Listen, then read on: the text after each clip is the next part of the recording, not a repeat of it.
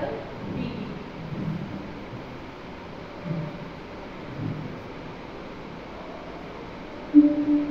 E equals to capital BB.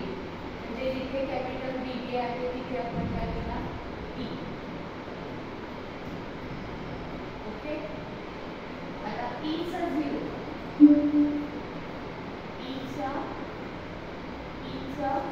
0 इथे आहे 1. मग त्याला आपण इथे 1 चा डॉलर 1 चा डॉलर.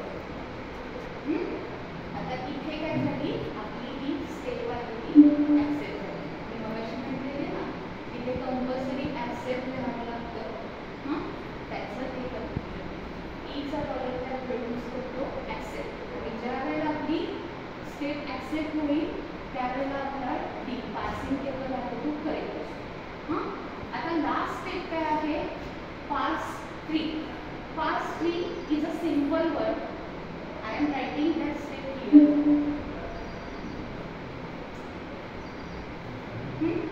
पास 3 मध्ये आपल्याला खालून वरती फक्त नोट पास करायचे असतात. स्टेप नंबर 5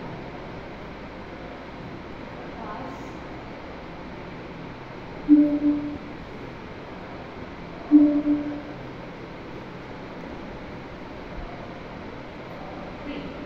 पहिला नोट कोणता आहे E.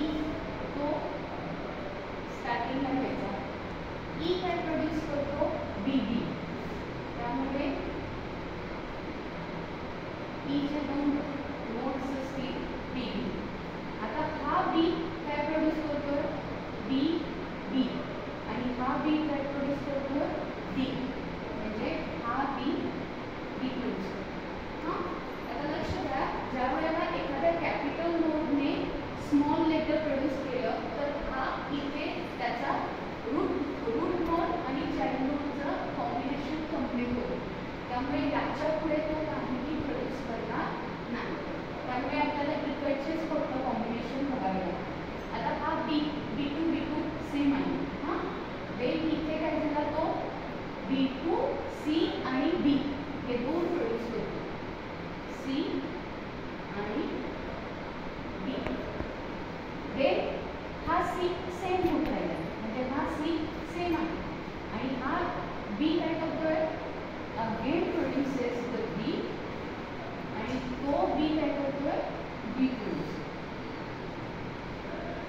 Understand? This is our parsing tree. Thank you.